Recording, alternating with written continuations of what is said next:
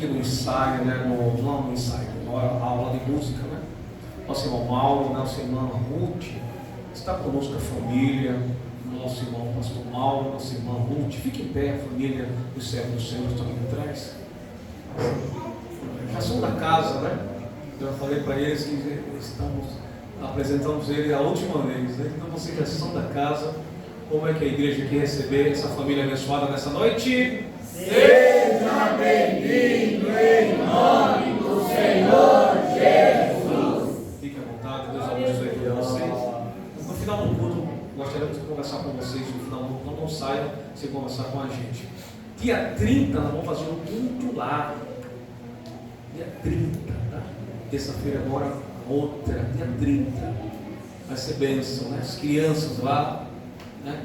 Unem as jovens, as irmãs, os varões, tudo lá. Toda a igreja está convidada para um culto abençoado ali. Eu tenho certeza que Deus vai falar conosco de uma maneira tremenda e maravilhosa.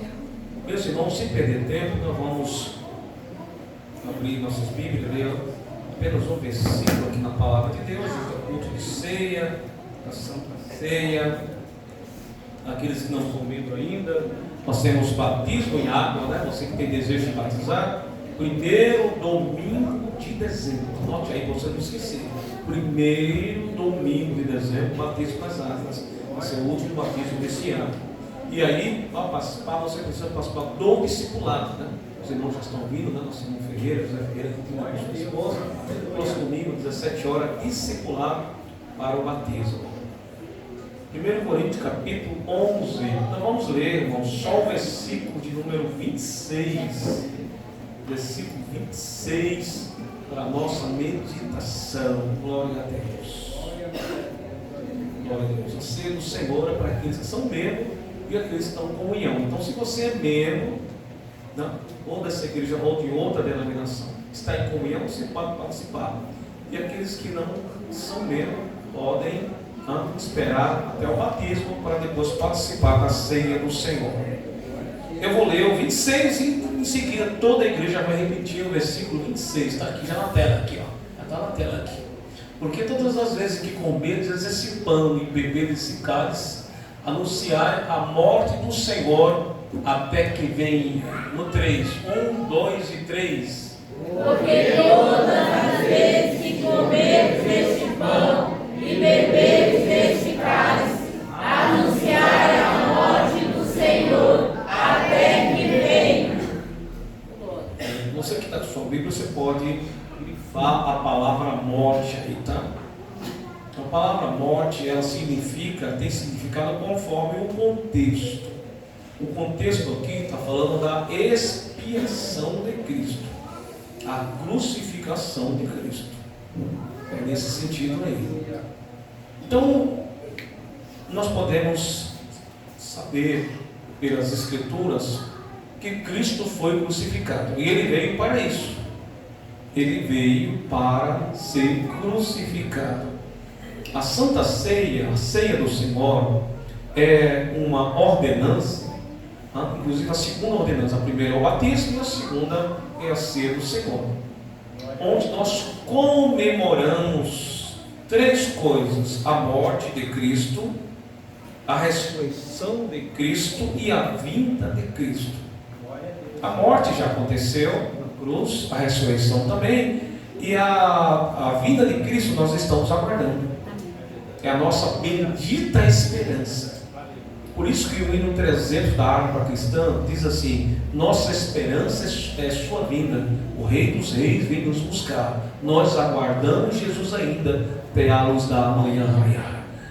Então estamos esperando. Enquanto Ele não vem, estamos aguardando, vamos anunciar a morte de Cristo, isto é, a sua crucificação, a sua expiação. E a pergunta que nós fazemos nessa noite é o seguinte: o que Cristo foi fazer na cruz? Por que Ele foi crucificado? Quais são os objetivos da crucificação de Cristo? É um assunto que quase não se prega mais nas igrejas, mas é preciso pregar sobre a crucificação de Cristo.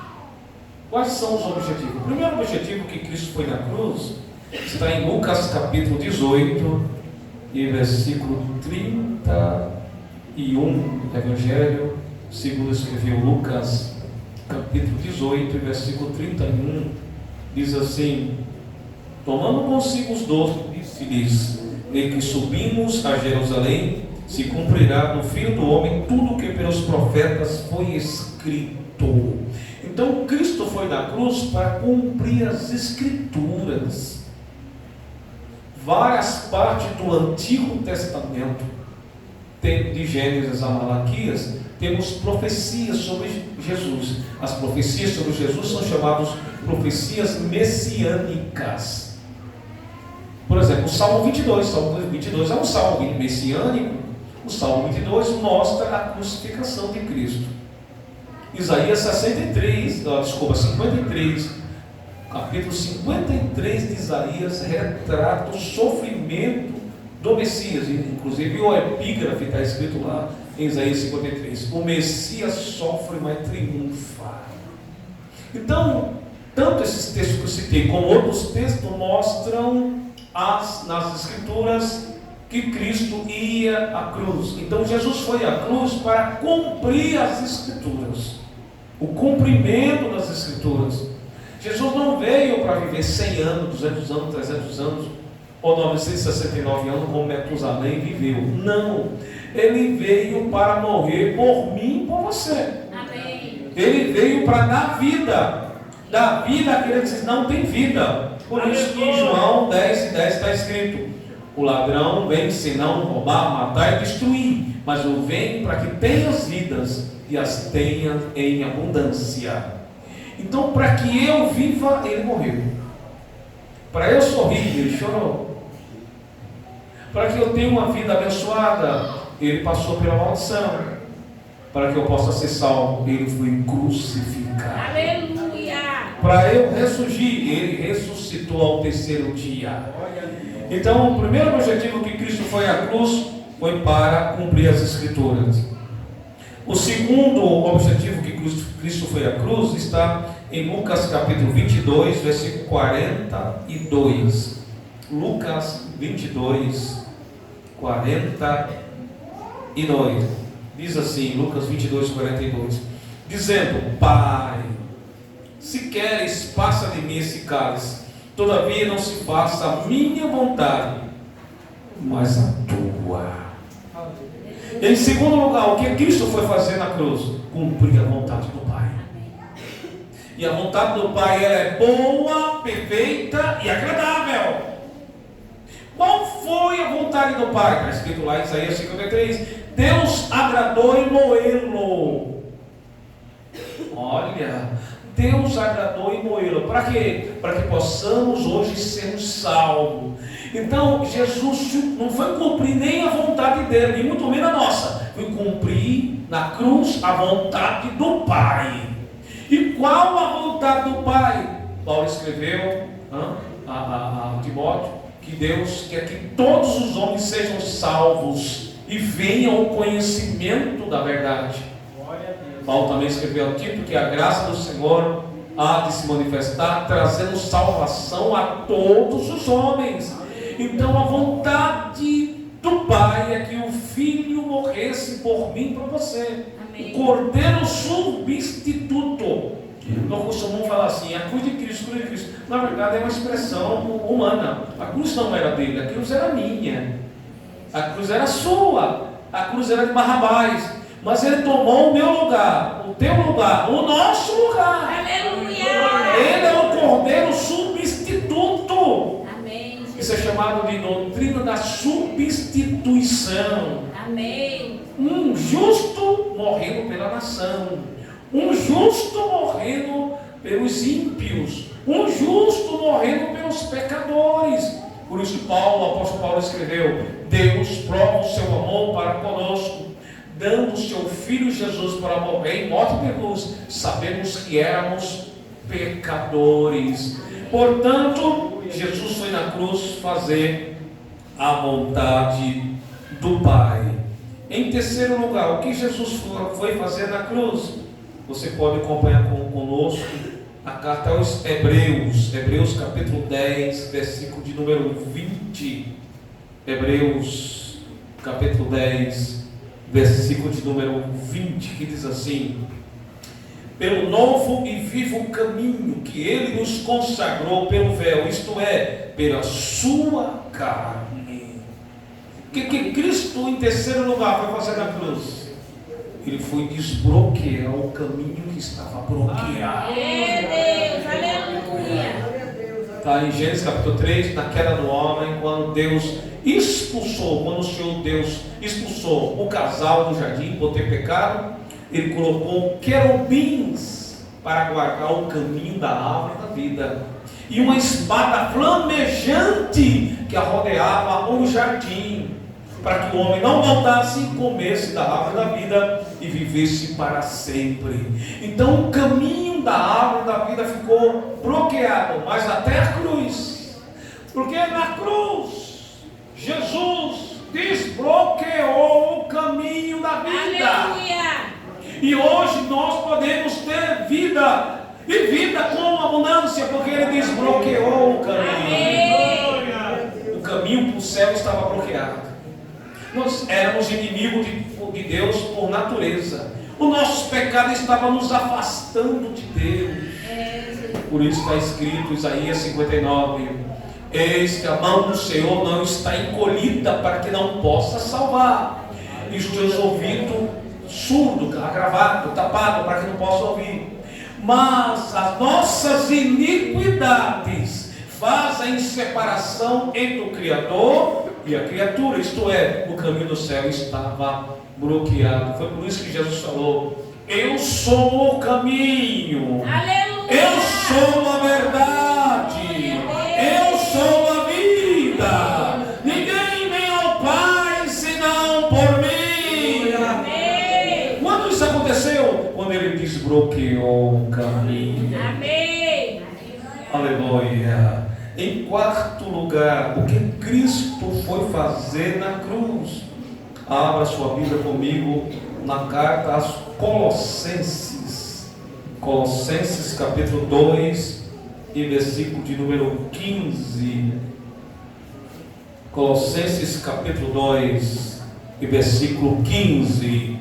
Despojando os principados e potestades, expôs publicamente, e deles triunfou em si mesmo. Aleluia. Então a quarta coisa que Cristo foi fazer na cruz foi triunfar sobre o mal, sobre o maligno, sobre a potestade, sobre o inferno, sobre a morte, sobre a sepultura, sobre o pecado, toda a maldade. Cristo triunfou sobre toda a maldade na cruz. Amém. A cruz de Cristo não é fraqueza. A cruz de Cristo foi a nossa salvação, e é a nossa salvação. Quando Ele derramou o seu sangue inocente, e o seu sangue foi derramado na cruz, Ele triunfou sobre o diabo, Ele triunfou sobre os demônios, Ele triunfou sobre a morte, Ele triunfou sobre as trevas, Ele triunfou sobre o pecado, Ele triunfou sobre a maldade, Ele triunfou sobre todo o mal. Cristo foi na cruz triunfar sobre todos os nossos inimigos. Aleluia. Aleluia, glória a Deus. E triunfo é mais do que vitória. Vitória pode ser algo até humano, mas triunfo é algo divino. Aleluia. Aleluia. Então todo mal, foi por isso que Ele falou em Lucas capítulo 10 para os discípulos que foram enviados de 2 em 2: eis que vos dou poder para pisar serpente e escorpiões e toda a força do inimigo, e nada vai nos fazer mal algum. Aleluia. É por isso que está escrito no Salmo 91: 1000 cairão ao teu lado, 10.000 à tua direita, mas tu não serás atingido. Por quê? Porque Cristo triunfou sobre o mal na cruz do Calvário. Aleluia, glória a Deus. Aleluia. Então todo o mal está debaixo dos pés do Senhor Jesus Cristo. Amém. E quando Ele ressuscitou, Ele deu um grito de proclamação: meus discípulos, todo poder foi me dado nos céus e na terra.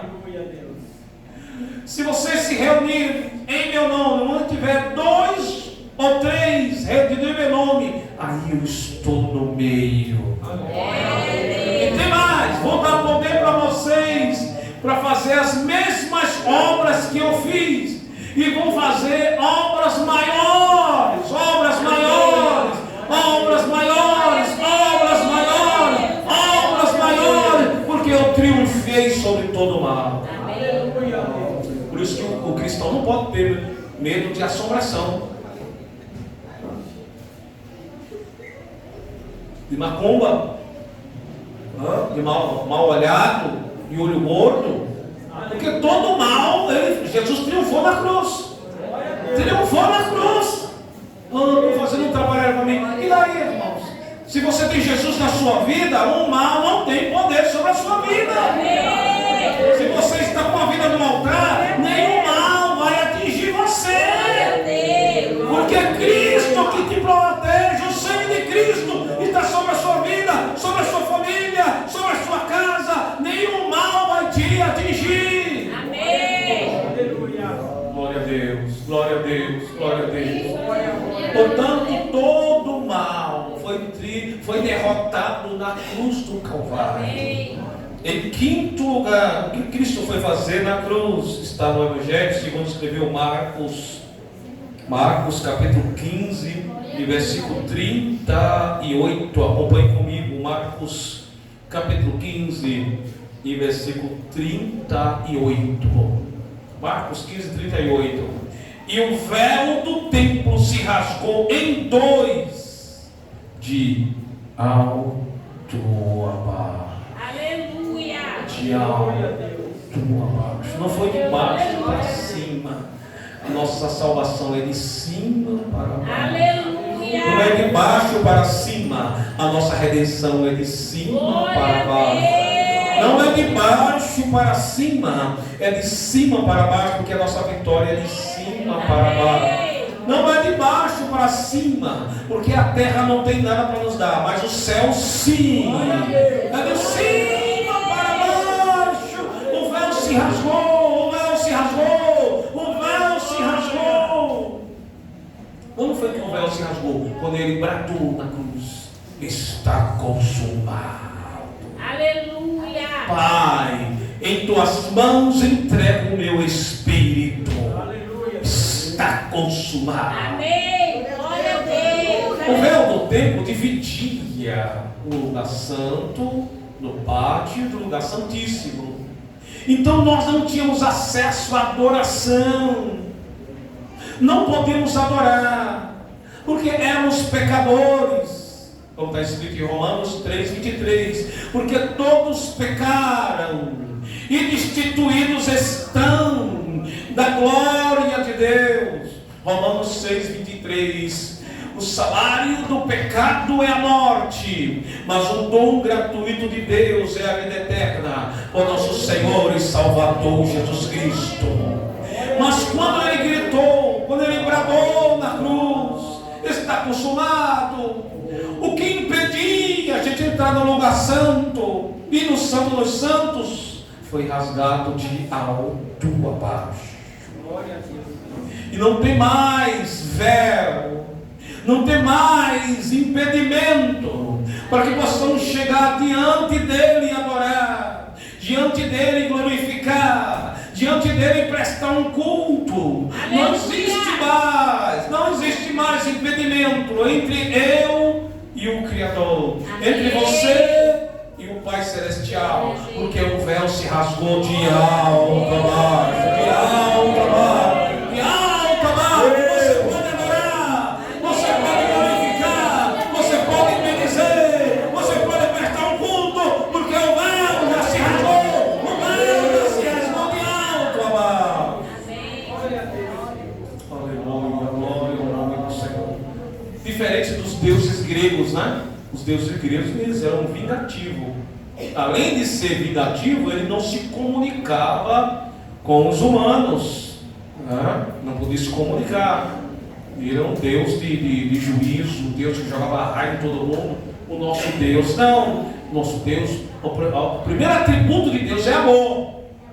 João 3,16. Porque Deus amou o mundo de tal maneira que deu seu Filho unigênito para todo aquele que nele crê, não pereça, não pereça, não pereça, não pereça, mas tenha vida eterna. Aleluia, glória ao nome do Senhor. Então nós temos liberdade para adorar. Você nessa noite tem liberdade para adorar. Você está na casa do Pai. Nós não temos liberdade para pecar. Para pecar não. Mas para adorar você pode adorar à vontade. Para glorificar? Pode glorificar à vontade.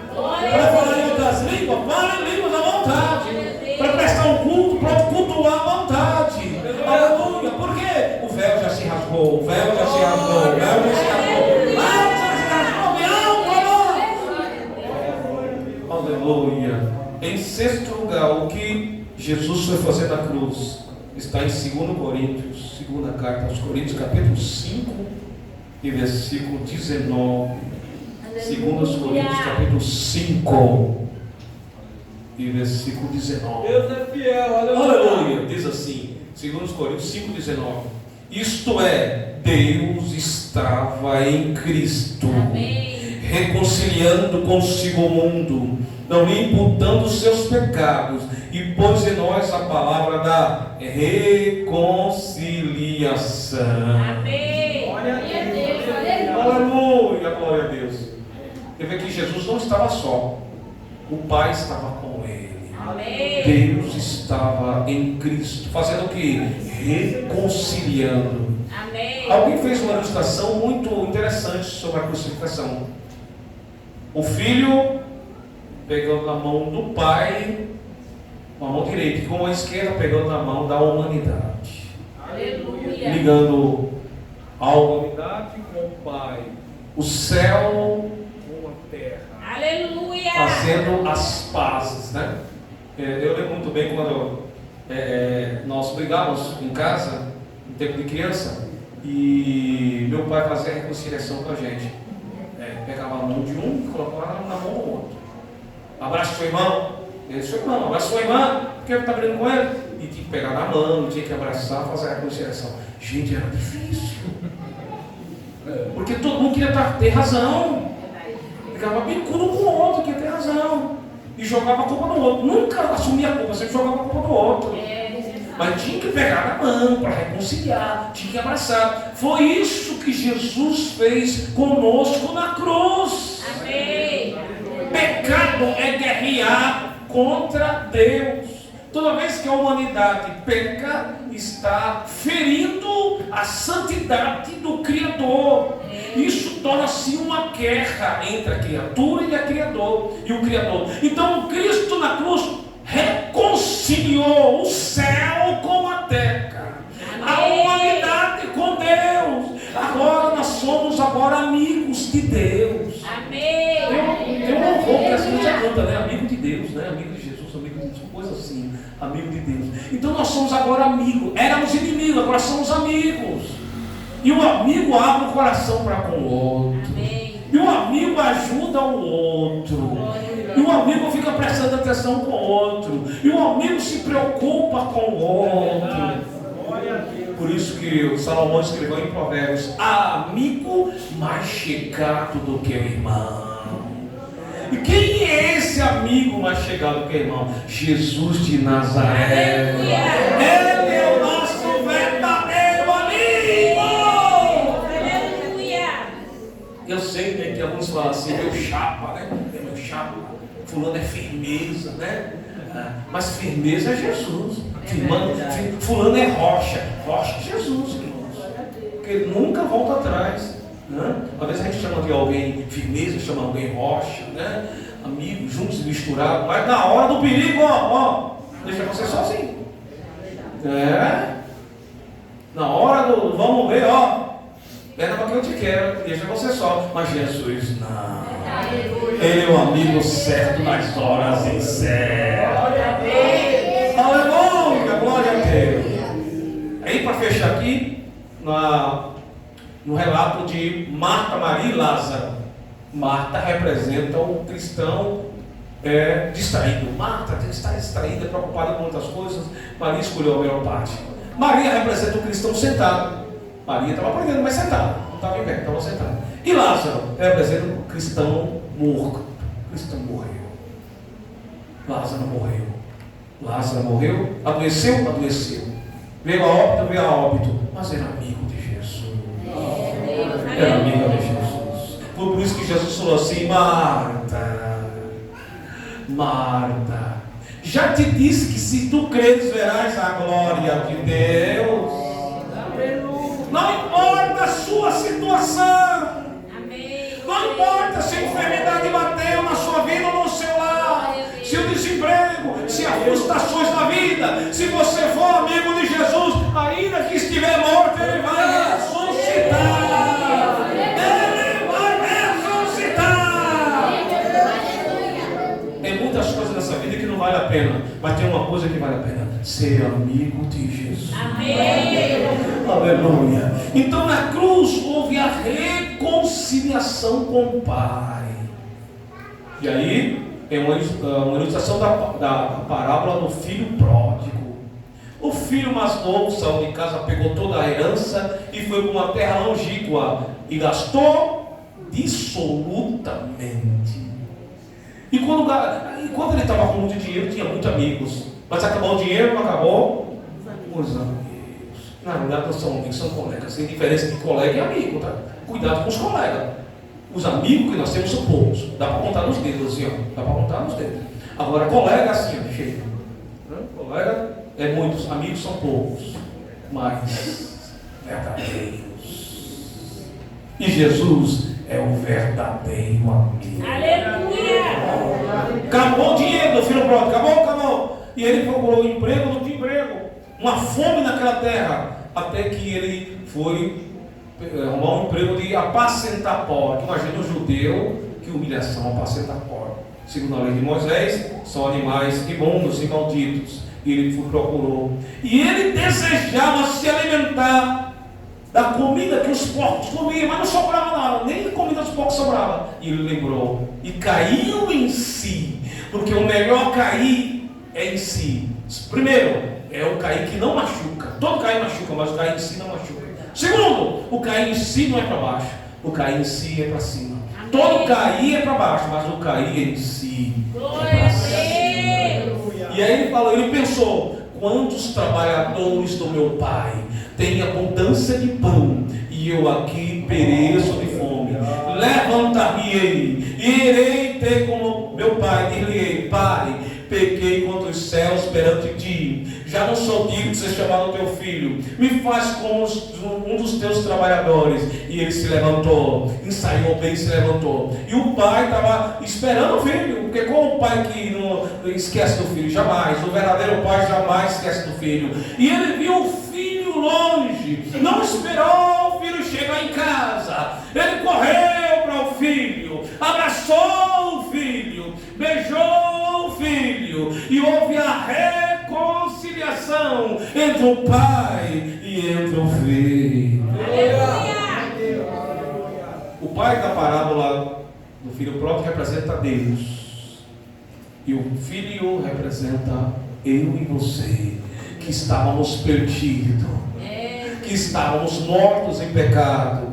Foi isso que ele falou: traz a melhor roupa, traz sapato para ele, traz o anel, mata o melhor novilho que tiver para ir fazer uma festa aqui. Vamos se alegrar, porque esse meu filho estava morto e reviveu, tinha se perdido e foi achado. E começaram a se alegrar. Por quê? Porque a reconciliação traz alegria, a reconciliação traz contentamento, a reconciliação traz gozo na alma, a reconciliação traz salvação. Cristo foi na cruz trazer reconciliação entre nós e o Pai. Por isso estamos aqui nesta noite para participar da mesa do Senhor. Os dois emblemas: o corpo de Cristo, apontado e simbolizando o pão, e o sangue de Cristo representando o suco de uva, temos a reconciliação com o Pai. E agora possamos ser amigo dele, possamos andar com ele. O verdadeiro amigo anda junto com seus amigos. O verdadeiro amigo abre o coração para os seus amigos. E o verdadeiro amigo defende o seu amigo. Jesus é o amigo certo para as horas incertas. Jesus é o amigo certo para as horas incertas. Jesus é o amigo certo para as horas incertas. Então Jesus, o que Jesus foi fazer na cruz? Primeiro, ele foi cumprir as Escrituras. Segundo, ele foi cumprir a vontade do Pai. Terceiro, ele foi desbloquear o caminho. Quarto, ele foi triunfar sobre o mal. Quinto, ele foi rasgar o véu que impedia no santuário a nossa adoração. E sexto, ele foi reconciliar Deus com a humanidade. Que maravilha! Cristo!